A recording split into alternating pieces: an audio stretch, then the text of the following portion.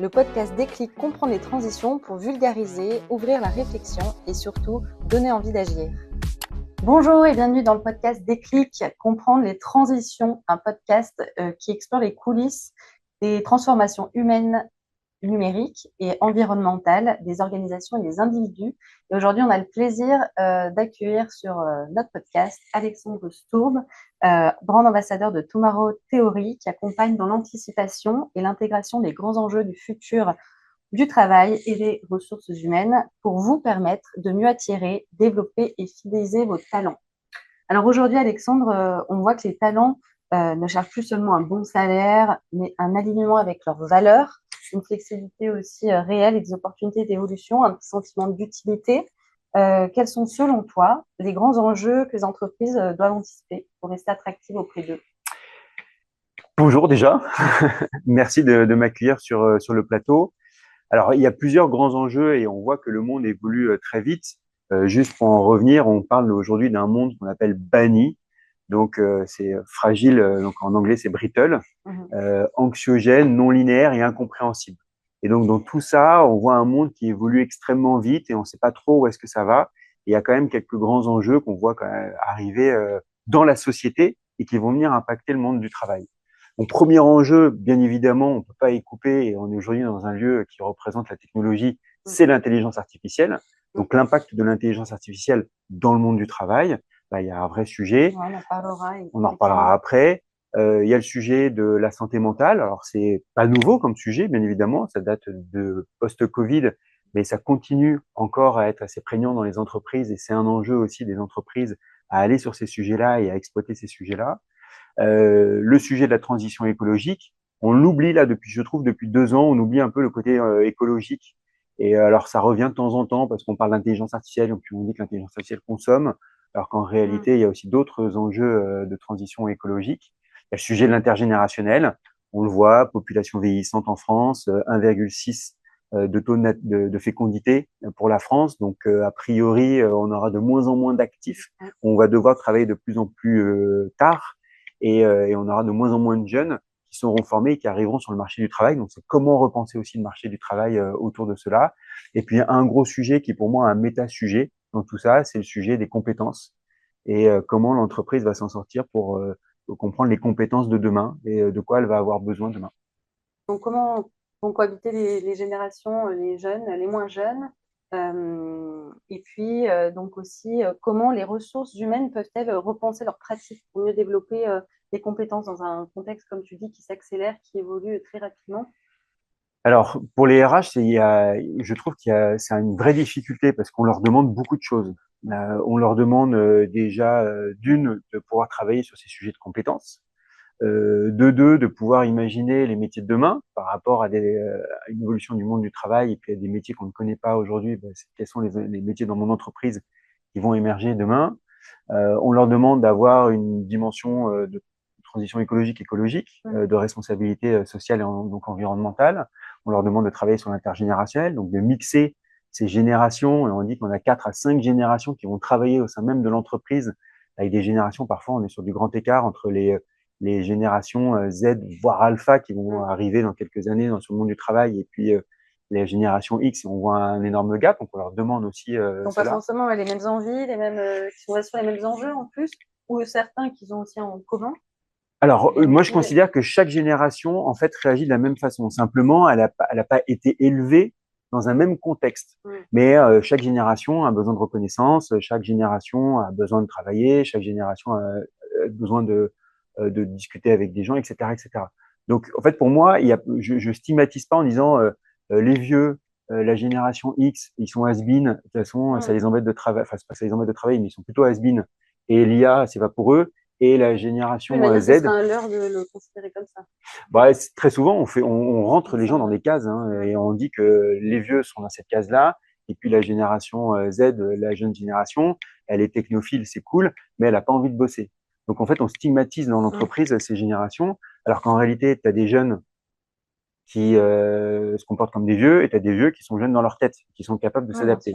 Et donc, c'est pas si simple que ça que de séparer ces tranches.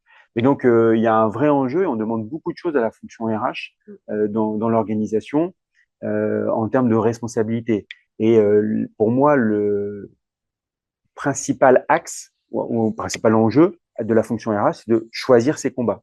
C'est quoi le premier combat qu'on doit mener? Et le truc, c'est qu'il n'y a pas de règle miracle pour toutes les entreprises. C'est propre à chaque entreprise. Peut-être qu'une entreprise va beaucoup plus travailler sur l'intergénérationnel et une autre va aller plutôt sur les high first. Par exemple, ben moi, je vais à fond dedans. Donc, chacun va devoir s'adapter. Mais en tout cas, il faut avoir pour la fonction RH cette dimension systémique, ce qui n'est pas forcément évident. Donc, bien de comprendre tous ces enjeux et de voir qu'en fait, le sujet des compétences, de la transition écologique, de l'IA, de l'intergénérationnel, de la santé mentale, en fait, tous ces enjeux-là sont entrecroisés. Donc, on peut pas être sur les mêmes combats en même temps. Bah, tu peux pas tout mener en même temps. Mais il faut comprendre qu'en fait, ce que tu vas faire, par exemple, sur de l'IA, va forcément avoir un impact sur la transition écologique, va forcément avoir un impact sur la partie compétences, va forcément avoir un impact sur la partie intergénérationnelle. Et donc, quand tu vas attaquer le sujet de l'intergénérationnel, il faut repenser ce que tu as fait auparavant. Donc, bref, voilà, tout ça est entrecroisé. Et puis, pour moi, le vrai enjeu aussi de la fonction RH, c'est de monter elle-même en compétences. Elle va devoir monter en compétences pour comprendre tous ces enjeux sociétaux qui frappent notre société au sens large et de voir leur impact dans le monde du travail. Et puis après, il y a malgré tout un gros enjeu quand même, on parle de 2025, c'est l'enjeu technologique, l'enjeu de l'IA. Et donc, il va falloir rentrer dans ce sujet-là. Et juste pour terminer, tu vois, pour moi, c'est exactement la même chose que les directions marketing à l'époque. Il y a 15-20 ans, on faisait du marketing, c'était considéré par les entreprises comme les directions coloriage. Donc, on est dans le marketing juste pour faire des jolis dessins, on coloriait les trucs, c'était ça. Le marketing était vu comme ça. Et à un moment donné, on a parlé de marketing automation.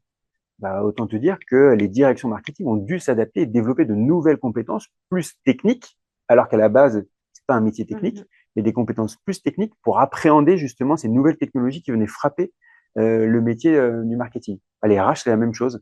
C'est un métier humain, mais en réalité, il faut développer des compétences techniques. De s'adapter. Ouais. Et qu'est-ce que tu penses des pratiques comme le mentorat, le coaching? On parle aussi de plus en plus de l'entrepreneuriat, de ces salariés qui développent au sein de leur boîte, de leur structure, des projets entrepreneuriaux. Qu'est-ce que tu penses de ces pratiques, des bénéfices qu'on peut y trouver? Alors, bah là, pour moi, on est dans le cadre de l'intergénérationnel. Tu vois, quand on parle de mentorat, de coaching, etc., pour moi, c'est le cadre de l'intergénérationnel et c'est comment les entreprises s'emparent de ce sujet de l'intergénérationnel pour faire cohabiter des générations différentes qui ont quand même malgré tout des attentes différentes ou des façons de voir le monde du travail différentes et comment les faire travailler parce qu'on peut prendre les bonnes pratiques d'une génération X et les bonnes pratiques d'une génération Z et c'est comment je fais converger tout ça.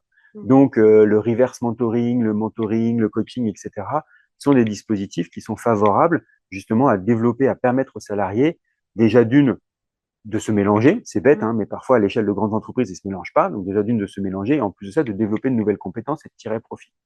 Donc, c'est quelque chose qui est tendance, on continue à y aller. Donc, c'est des dispositifs qui fonctionnent, mais pour moi, pareil, de manière plus méta, il faut réfléchir à avoir une logique de société apprenante. C'est OK, c'est cool de faire du coaching, du mentoring, etc. Mais pourquoi? Et comment je monitore tout ça? Et donc, ce qui est intéressant pour les pour les directions générales des entreprises et les directions des ressources humaines, c'est justement pouvoir avoir de la data et donc collecter la data de ces dispositifs de mentorat ou de coaching, etc. et de pouvoir mesurer après le développement des nouvelles compétences qui permet au RH d'avoir cette cartographie des compétences et de pouvoir du coup, sur cette base de ces cartographies des compétences qui bougent tout le temps, parce qu'il faut savoir qu'une compétence reste à peu près 18 mois en vie, entre guillemets, entre 18 mois, 2 ans en vie, c'est hyper rapide, ben, c'est comment tu évolues et comment tu peux adapter tes compétences et justement après derrière voir les nouveaux métiers qui apparaissent et donc d'être très agile. Le propos, je trouve aussi, c'est de favoriser du coup cette curiosité aussi pour vouloir apprendre et avoir de nouvelles compétences, c'est aussi d'être resté curieux, de mobiliser ses collaborateurs pour qu'ils le restent aussi. Et ce qui n'est pas forcément évident. Et ce n'est pas évident. Parce que on reste une entreprise, enfin on reste un peuple français qui est assez frileux, on est bien dans notre confort. Je te parlais tout à l'heure d'un monde banni. Il faut savoir que dans ce monde banni, alors parce qu'il y a plusieurs années, on parlait du monde VUCA, hein, vulnérable, incertain, complexe et ambigu. Et là, on passe donc sur le monde banni, hein, fragile, anxiogène, non linéaire et incompréhensible. C'est la même chose, mais enfin, c'est à peu près la même chose, c'est-à-dire que c'est le bazar. Néanmoins, ce qui va différencier entre ces deux mondes, VUCA et banni, c'est que dans le monde banni, on s'en fiche de l'état du monde. Ce qu'on veut, c'est son propre état, c'est connaître son propre état et s'en sortir par rapport à ce qui se passe. Donc, on est dans Totalement l'individualisation. Ah individualisé. ouais, vraiment. Alors qu'avant, on était plutôt dans un collectif, dans la société, on s'intéressait à la société, comment elle allait évoluer. Aujourd'hui, c'est comment moi je m'en sors par rapport à toutes les crises qu'il y a. Et donc, dans l'entreprise, et c'est ce qui rend les choses complexes pour les ressources humaines, c'est de se dire, en fait, je dois presque individualiser. Alors, faut pas rentrer dans l'individualisation à outrance, mais individualiser les approches par rapport à chaque persona que j'ai dans mon entreprise. Et ça, c'est pas évident. Quand on parle d'un bon manager aujourd'hui, c'est aussi de connaître ses collaborateurs professionnellement, évidemment, mais de savoir aussi comment communiquer avec lui en prenant en compte les singularités de chacun. Ouais, et s'adapter aussi à ce monde changeant. C'est que le management tel qu'on l'a connu pendant X décennies change aujourd'hui et c'est pas les mêmes attentes. Et on voit toutes les tensions qu'il peut y avoir avec cette logique de flexibilité du travail, de se dire, bah oui, bah, j'ai des personnes qui sont j'ai rencontré un dirigeant d'entreprise il y a pas longtemps. Il me disait, bah, moi, j'ai une partie de la population qui vient tous les jours au bureau et une autre partie qui fait du télétravail. Et donc, du coup, ça crée des tensions. Et c'est comment, en tant que manager, comment, en tant que dirigeant, je gère ces tensions-là et j'accepte le fait qu'il y ait des personnes qui se comportent de telle manière et d'autres de telle autre manière. Et donc, c'est ce qui rend les choses hyper difficiles. Mais le manager, bien évidemment, évolue. Il est beaucoup plus dans une posture, tu parlais de coaching et de mentorat. Le manager, mais ça fait déjà plusieurs années, prend vraiment cette posture de coach. Mm. Beaucoup d'adaptabilité dans un monde changeant et qui s'accélère, c'est pas toujours évident, mais il y a des Non, vrais enjeux. mais il faut parce que comme tu dis, le monde se transforme, le monde du travail se transforme. On est en plein changement de paradigme. On ne sait pas du tout où est-ce qu'on va aller dans quelques années. Tu vois, j'ai pas de boule de cristal et je peux pas dire qu'en 2040, voilà à quoi va ressembler le monde du travail. Mais je pense qu'on est à la fin d'un cycle et que en effet, dans cette fin de cycle, il y a rien de négatif. Hein, il y a juste quelque chose de nouveau qui est en train de se réécrire. On ne sait pas trop quoi. Et bien, dans cette incertitude, il faut tenir bon et puis il faut expérimenter, il faut s'autoriser le droit à l'erreur, donc tenter des choses et puis après, ben, comme ça, grandir et capitaliser sur ce qu'on a appris. Ce que tu préconises pour ces dirigeants d'entreprise, ces managers, parce que dans les prochaines années, comment tu perçois ces ressources humaines, comment l'IA va transformer ces ressources humaines, quel est ton regard Alors, l'IA va transformer le monde du travail au sens large du terme, pas forcément que les ressources humaines. L'IA va transformer le monde du travail. Bon, les ressources humaines, bien évidemment, parce que l'IA va changer la façon de travailler aussi, hein, mais comme tout autre métier, hein, je parlais des directions marketing, on peut aussi parler des directions informatiques, des directions financières, etc.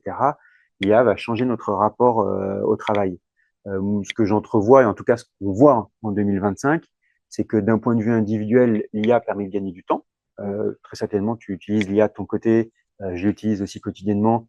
Bah oui, je gagne du temps, forcément, je gagne du temps de travail, mais l'entreprise n'a pas encore capitalisé sur le temps gagné du collectif. Donc, il y a du temps gagné individuel, mais il y a personne qui individuellement va aller voir justement son manager en disant, bah, c'est, j'ai gagné du temps, qu'est-ce que je fais? Et le manager, il sait pas quoi faire, en fait. De toutes les manières, le manager aujourd'hui est perdu.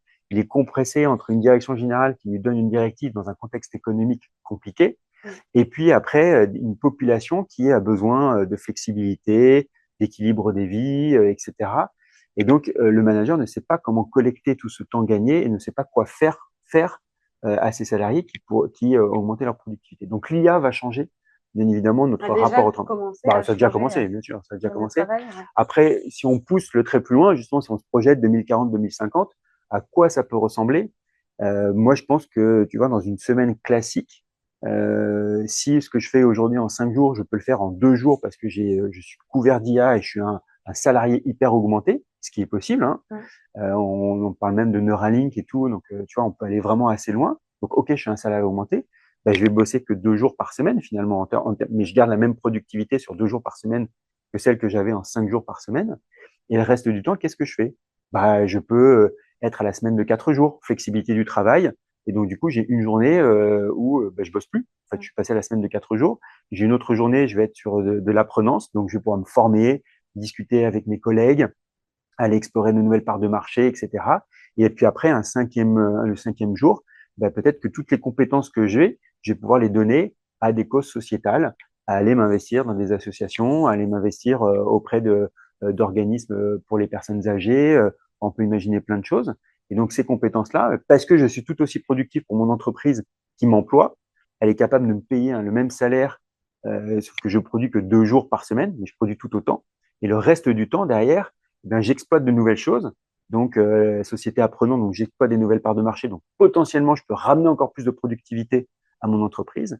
Et puis après, surtout, je vais pouvoir m'engager, si j'en ai envie, dans des causes externes à mon entreprise. Et ça va me maintenir, tu vois, en termes de rétention des talents. Bah, demain, tu peux avoir des entreprises qui se disent, ou des salariés qui vont dire, bah, c'est cool parce que dans mon entreprise, je suis payé, je fais mon job. Et en plus de ça, j'ai du temps parce que je suis à la semaine de 4 jours pour m'occuper de ma famille. Et puis, j'ai une journée à dédier à des causes externes qui me tiennent à cœur.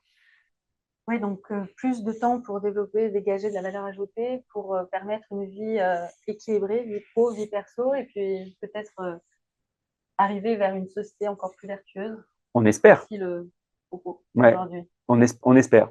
On espère. Après, il y a encore plein de travaux. On voit les grands de ce monde, les grands tech de ce monde qui disent on va vers la super intelligence. Voilà, je pense il y a un vrai enjeu. On est, encore une fois, on est sur une période charnière et il y a de vrais choix stratégiques pour le futur de l'humanité, sans rentrer dans un débat philosophique, mais qui doit se faire là dans les quelques prochaines années.